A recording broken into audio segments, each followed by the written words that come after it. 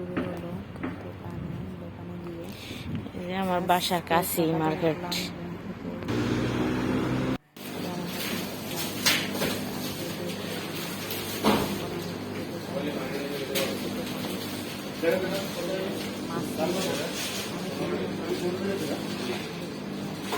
বিভিন্ন রকমের মাছ, বড় বড় মাছ, ইলিশ মাছ দেখলাম, 1.5 কেজি ওজন। তো জিজ্ঞাসা করলাম কত টাকা আসবে, বলতেছে ইলিশ মাছের 100 রিয়াল আর কি, বাংলাদেশি 3000, এরকম 3000 হবে। তো বাংলাদেশি টাকায় এই তো। তারপর ওখান থেকে আমি আর কোনো কিছু কিনলাম না, বড় মাছ ওগুলো আমার হাজব্যান্ড কিনবে। তো আমি চিংড়ি মাছ কিনে নিয়ে চলে আসছি, আমাদের দেশে চিংড়ি মাছ। তো এসে দেখতেছি আমার পিঙ্কি শুয়ে আছে এখানে। সে রাত্রের বেলা ঘুমায় না, দৌড়াদৌড়ি করে, আর দিনের বেলা সে ঘুমায়। তো ভাবলাম ভিডিও করে নেই, আপনাদের সাথে শেয়ার করি এটা, কারণ সে সবসময় আমার সাথে থাকে, আমি আসলে তার ভিডিও শেয়ার করতে অনেক পছন্দ করি। তো তারপর আমি রুমে ঢুকলাম, রুমে ঢুকে তারপর আবার রুমের ভিতরে নিয়ে আসলাম, তারপর রাখলাম। তারপর এখন চেঞ্জ করলাম, রান্না বান্না করবো, কিছু রাইখা দিলাম। সকালে আমার হাজবেন্ড চা খাইছে, এগুলা ওই দিন ছোলা ভাজি করছিলাম, ছোলা এগুলা থাইকে গেছে, এগুলো একটু গরম করে নেবো আমি। এই ছোলাগুলা আমি গরম করবো, সকালে যেহেতু আমি কিছু খাই নাই, সকালে এখন পর্যন্ত কিছুই খাই নাই আমি করবো, খাবো। পাখির ঘরটা অনেক ময়লা হয়ে গেছে, আপনার কেউ কিছু মনে করবেন না, এগুলো গরম করে কয়দিন ধরে ধুতে পারি না, আমার অনেক প্রচুর মাথা ব্যথা, তাই হলুদের গুঁড়া লইছি, হলুদের গুঁড়া এগুলা, তো এই তো লবণ 1 প্যাকেট, এগুলা করে নেব, কৌটার ভিতরে ভরে নেব। খাইলাম, আর আবার কিছুটা খাই নাই, রেখে দিছি, কারণ ভালো লবণ এগুলা ঢেলে নিতেছি কৌটার ভিতরে। আনছি, এগুলা কৌটার ভিতরে ঢুকাইতেছি। আসলে এগুলো কৌটার ভিতরে ঢুকাইলেই ভালো হয়, কারণ আসলে প্যাকেট, অনেক মানুষ আছে প্যাকেটে করে জিনিস খায়, তাহলে আমার এগুলো ভালো লাগে না। তো এই তো এগুলো কৌটার ভিতরে ঢুকাই, হলুদের গুঁড়ো ভরে নিই, ঢুকাইয়ে তারপর রাখবো। হলুদ গরম হয়ে গেছে, এই চানাবুটটা গরম হয়ে গেছে, চানাবুট গরম হয়ে গেছে। তারপর সকালে যেহেতু কিছু খাই নাই, ছোলা এগুলা মুড়ি দিয়ে খেয়ে নেবো আমি একটা ভিতরে, তারপর নিলাম, রান্না করবো। আবার এখানে পানি দিয়ে দিতেছি, কারণ যেহেতু বেশি কিছু আনি নাই, মূলা নিয়ে আসছি আর চিংড়ি মাছ নিয়ে আসছি, এগুলাই এখন রান্না করবো। এখন রুমে যেহেতু বাজার করা লাগবে নতুন করে, আমার হাজবেন্ড আসলে একসাথে যাই বড় মার্কেট থেকে গিয়ে বাজার করে নিয়ে আসবো, সব কাজ করে বেশি কিছু আনি নাই। এগুলো করবো। এটা হচ্ছে আমার পিন রাখার বক্স, এটার ভিতরে আমার হেজাবের যত পিন সব রাখি। এই তো মুড়ি দিয়ে মুড়ি চানাবুটের ভিতরে ডালতেছি। এখানে মুড়িগুলো আসলে আমাদের বাংলাদেশি মুড়িগুলা মজাই আছে, বাংলাদেশি হাতে ভাজা মুড়ি যেরকম মজা, আর প্যাকেটের মুড়ি বাংলাদেশেও এটা পাওয়া যায়, এখন মুড়ি দিয়ে এখানেও পাওয়া যায়, ছোলা দিয়ে খাবো, খেয়ে তারপর রান্না করবো। মজা হয় আমাদের দেশের বরিশালের, আসলে হাতে ভাজা মুড়ি ওগুলো আমার কাছে বেশি মজা লাগে। তো এই কি করার, 9 আসছে কানামা, ভালো কথা আছে না। এই তো মূলা নিয়ে আসছি, মূলা এগুলো সবই করবো। মূলা আনছি, কেটে নেব আমি, এখানে মূলা আনছি, তারপর লাল শাক আনছি, একটা মূলা আনছি, তারপর লাল শাক আনছি, এখানে লাল শাকগুলো অনেক সুন্দর সুন্দর, লাল শাক আসলে লাল শাক পছন্দ করে, তাই লাল শাকগুলো আনলাম। এই তো এখন লাল শাক কেটে নেবো, আর আনছি মূলা দিয়ে রান্না করার জন্য চিংড়ি মাছ, এই এই তো আজকে রান্নার জন্য পেঁয়াজ রসুন কুচাই নিলাম, তারপর এখানে আমি মূলাগুলো সব সেদ্ধ করে নিলাম একটু হলুদ দিয়া, তারপর শাক বাইসা নিলাম, বাইসা ভিজাই রাখলাম। এখানে শাকগুলো অনেক ভালো থাকে, ভিজাই রাখলে তাড়াতাড়ি হয়ে যায়। চিংড়ি মাছও কেটে নিলাম আমি, আর চিংড়ি মাছও এখন রান্না বসাবো। ওকে, একটু পর আসতেছে। তো তরকারি রান্না করার জন্য হলুদ মরিচ সবকিছুই মশলা এখানে কষাই নিচ্ছি, আর একটু কষানোর পর তারপর চিংড়ি মাছটা দিয়ে দেবো। এখন মাছগুলো আমি দিয়ে দেবো, চিংড়ি মাছটা দিয়ে ভালো করে কষাবো। চিংড়ি মাছগুলো কষানো হওয়ার পর তারপর এটা আমাদের বাংলাদেশি চিংড়ি মাছ। চিংড়ি মাছগুলো হয়েছে এখানে চিংড়ি মাছ পাওয়া যায়, এখানে চিংড়ি মাছ অত বেশি একটা মজা নাই, আমি খাইতে ভালো লাগে না। দেখে দেবো। এবারে আমি শাকগুলো সব ধুয়ে নেবো। শাক সুন্দর করে ভিজে রাখছি অনেকক্ষণ আগে, যেন এখানে লাল শাক অনেক ভালো হয়, শাকগুলোর ভিতরে অনেক ভালো, তাই ভালো।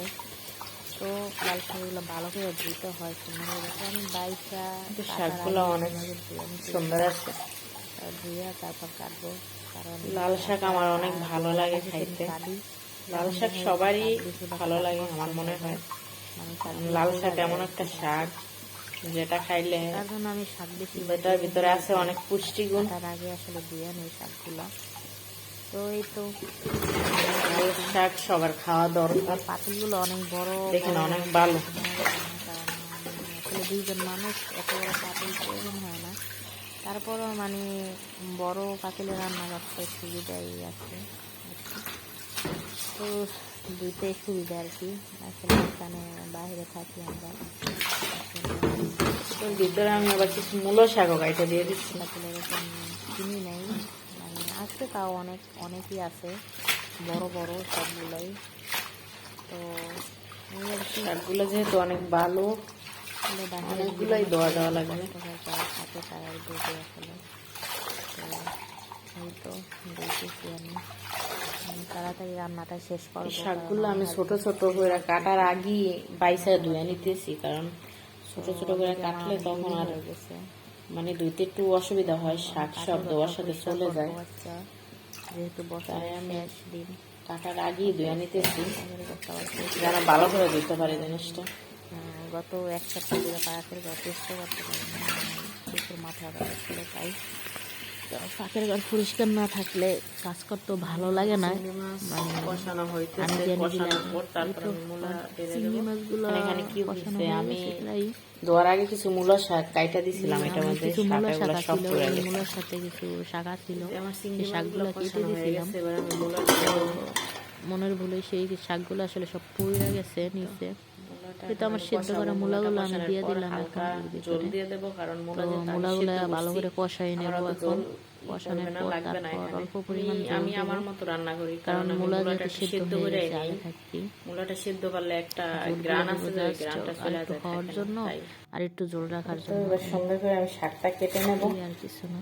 ছোট ছোট করে আমি শাকগুলা ভালো করে কেটে নেব, ছোট না আবার বেশি বড় না, আসলে বেশি বড় না বেশি ছোট না, মিডিয়াম সাইজ। শাকটা অনেক মানে যখন আমি সিদ্ধ করবো তখন গইলা যাবে, তাই এরকম থাকবে না, মানে তাই একটু বড় সাইজের রাখলাম আমি শাকগুলো, মিডিয়াম করে কেটে নেব। এই তো শাকগুলো একে একে সব কেটে নেব আমি। আসলে ছুরি দিয়ে আসলে আমার এখন কাটতে কাটতে অভ্যাস হয়েছে, পরবর্তীতে ধুইলে আর পড়ে যায় না। আগে আমি বটি দিয়ে ভালো কাটতাম, মানে অনেকবার আমার হাত কেটে গেছে, কারণ আগে অভ্যাস ছিল না তাই। তো এখন কাটতে কাটতে অভ্যাস হয়ে গেছে, এখন ছুরি দিয়ে আরও ভালো পারি আমি বটির চেয়ে। তো মেয়েদের আসলে প্রত্যেকটা, আমি মনে করি যে মেয়েদের সব কিছুই অভ্যাস থাকা দরকার, কারণ মেয়েদের জীবনটা একটু আসলে অন্যরকমের। তো সব কিছুরই অভ্যাস করার প্রয়োজন আমি মনে করি। তাই তো আমি শাকগুলা কেটে নেব সব আস্তে আস্তে সুন্দর করে কেটে তারপর চুলায় বসিয়ে দেবো। ছুরিটা অনেক ধার আছে, মাঝে মাঝে আবার দাঁড় কইরা নেওয়া লাগে, কারণ এটা কাটতে কাটতে মাঝে মাঝে হয়ে যায়। এই যে আমি শাকটা একটু রসুন আর একটু পেঁয়াজ দিয়ে আগে সেদ্ধ করে তো নেব। আমি শাকের ভিতরে এখনই দিয়ে দেবো এবার আমি ডেকে দেব রসুন পেঁয়াজ। আমি আসলে শাক আগে সেদ্ধ কইরা রসুন পেঁয়াজ দিয়ে লবণটা এখন দিতে ভুলে গেছি, পরে অবশ্য দিছি, কারণ আমার তো মনে হয় এটাই অনেক ভালো হয়। স্বাদ মতো লবণ দিয়ে দিচ্ছি। তো এখন আমি শাকটা সেদ্ধ করে নেব ভালো করে, সেদ্ধ করে তারপর পরে তেলে দেবো। তো আমার মূলাও প্রায় কষানো হয়ে গেছে। মূলাগুলা আসলে মূলার তরকারি আসলে আমার সকালবেলায় বেশি খাইতে বেশি মজা হয়, কারণ মূলার তরকারি একটু বাসি হইলে মজা হয়। এই তো আমি তারপর রুমে যাচ্ছি আর দেখি আমার পিঙ্কি আবার আর এক দিলে শুয়ে আছে, আর এদিকে ফিরা সে এক রকমের এক সময় এক রকমের ভঙ্গি নিয়ে আসে। এখন শুয়ে আছে সে পাও দুইটা ওদিকে দিয়া, মানে চেয়ারের ভেতরে দিয়ে তারপর শুয়ে আছে সে পাও দুইটা দিয়ে, সেরকমই করে। এই সে ঘুমাচ্ছে আর আমি দেখতেই ভালো লাগতেছে, কারণ সে এদিকে এদিকে উল্টাইয়ে পাল্টাইয়ে শুইতেছে আর খানা খাইতেছে সে। তো এখন আমি টমেটো দিয়ে দেবো কি, তারপর আমি মূলার তরকারির ভিতরে আবার টমেটো দেই নাই। তো তারপর আমি কি করলাম, রুম থেকে টমেটো আনলাম, টমেটো এনে তারপর কেটে তারপর আমি দইনা পাতা আনতে ভুলে গেছি। আমি দইনা পাতা আনি নাই। একটু হালকা করে একটু মূলার ঝোল দিলাম, তরকারির ভিতরে দইনা পাতা দিলে অনেক মজা হয়, বাট দইনা পাতা একটু ঝোল রাখবো আর স্বাদ মতো আর একটু লবণ দিয়ে দিলাম। করবো না এই আর কি। তো একটু হওয়া লাগবে, আবার একটু লবণ দিয়ে দিলাম, লবণ কম হয়েছে তাই। আজকে আমার দইনা পাতা আনতে মনে নাই, আমি দইনা পাতা আনতে ভুলে গেছি। আসলে মূলার তরকারির ভিতরে দইনা পাতা না দিলে মজা হয় না। শীতকালে দইনা পাতাটা আসলে বেস্ট মূলার তরকারির জন্য, যে কোনো তরকারির জন্য। এটা আমার শাক প্রায় হয়ে গেছে, কারণ শাকটা আমি নেড়ে দিতেছি। শাকটা আসলে সেদ্ধ হয়ে গেছে খুব তাড়াতাড়ি, কারণ শাকটা অনেক কড়া ছিল, অনেক নরম ছিল, আর শাকটা কালার অনেক সুন্দর ছিল।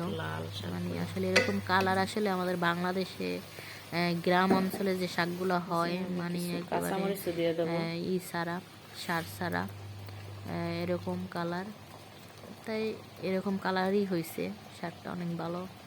তো আমি কি করছি, পরে আবার কাঁচামরিচ কিছুটা পায়রা, কাঁচামরিচ না দিলে মানে কোনো তরকারি আমার মনে হয় যে ভালো লাগে না। আমার যে কোনো তরকারি ভিতরে ওইটা কাঁচামরিচ দিলে আমি শাক তেলে দেওয়ার জন্য এই চুলার ভিতরে বসাই দিছি। এই তো অনেকে হয়তো মূলা পছন্দ করে না, কিন্তু আমি মূলা পছন্দ করি, কারণ শীতকালে মূলা অনেক মজা হয়। চিংড়ি মাছ দিয়ে, যে কোনো মাছের সাথে মূলা দিয়ে রান্না করা যায়, ডাল দিয়ে রান্না করা যায়। কিন্তু আমি শাকের জন্য আরেকটা চুলায় বসাই দিচ্ছি রসুন আর তো আমার শাকের ভিতরে দেবো, তাই ছিল ডাল খালি নাই, তাই ছিল বসাই দিলাম। ডালগুলো ভাবছিলাম যে কি করবো, ফেলে দিব, তারপর আবার ভাবতেছি না কেন ফেলে দেবো ডালগুলো, কারণ অনেক মানুষ আছে যে না খাইয়া মানে আছে, অনেক মানুষ খাইতে পারতেছে না। আমি তো তরকারি ফেলে দেওয়া তো দরকার নেই, এগুলো আবার কি করবো, গরম করব, একবারে শুকাই ফেলবো, তারপর গরম ভাতের সাথে খাইলে হয়তো ভালো লাগবে। তো এই তো আমি কালকে রাত্রে ভাত রান্না করছিলাম, কালকে রাত্রে ভাত রান্না করছি, তো ভাত আর খাওয়া হয় নাই। আমি আর আমার হাজবেন্ড কালকে রাত্রে বাহির থেকে খাইয়া আসছি, আপনারা হয়তো আরেকটা ভিডিওর ভিতরে আছে।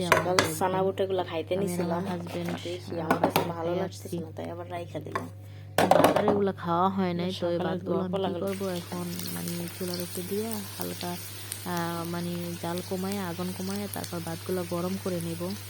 এই তো সকালের দোয়া ফালা এগুলো করবো। এই তো অবশেষে আমার তরকারি হয়ে গেছে, রসুন হয়ে গেলে আমি শাকের ভিতরে ঢেলে দেবো। আমার তরকারি হয়ে গেছে অলরেডি, তো এগুলো আমি এখন ঢেকে দেবো, তারপর রুমে নিয়ে যাব। এদের আমার পেঁয়াজ আর রসুন হয়ে গেছে প্রায়, এই আর কি। আসলে আমার শাকটাও সেদ্ধ করা হয়ে গেছে। মেয়েদের জীবন আসলে এটাই, ঘরে রান্না করো, হাজবেন্ডকে আজকে আমার প্রচুর কাজ আছে, আমার পরিষ্কার করতে হবে, সন্তান নোংরা হয়ে গেছে, আমার কোনো সন্তান নাই, আল্লাহ তাআলা আমাকে দেয় নাই, তাই এই আর কি কোনোভাবে সময়টা যাইতেছে আমার, মানে কোনোভাবে কাটাচ্ছি আর কি। এই দোয়া করবেন আমার জন্য সবাই। এই তারপর আমি আবার রুমে আসতেছি, ঘুমাইতেছে উল্টাই পাল্টাই শুধু ঘুমাই এদিক ওদিক আসছে। ফিরা। তো এখন সে ওই আমার রাত্রে ঘুমায় না তো। দুষ্টামি করতেছে। তার মানে তার এই একটাই কাজ, সে বাসা আসলে ওই পিঙ্কিকে নিয়ে দুষ্টামি করবে সব সময়। এই যে সে ঘুমাইতেছে, তার ঘুমটা উল্টাই ফেলছে সে আইসা, তার মুখ চাইপা ধরতেছে বাচ্চাদের মতো। মানে যেরকম বাচ্চাদের মুখ চাইপা ধরে না, এরকম তার মুখ।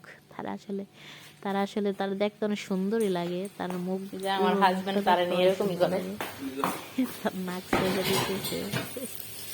এই তো আমার হাজবেন্ড পিঙ্কিরে দেখতে যায়, এখানে আমার পেঁয়াজ ফিরে গেছে।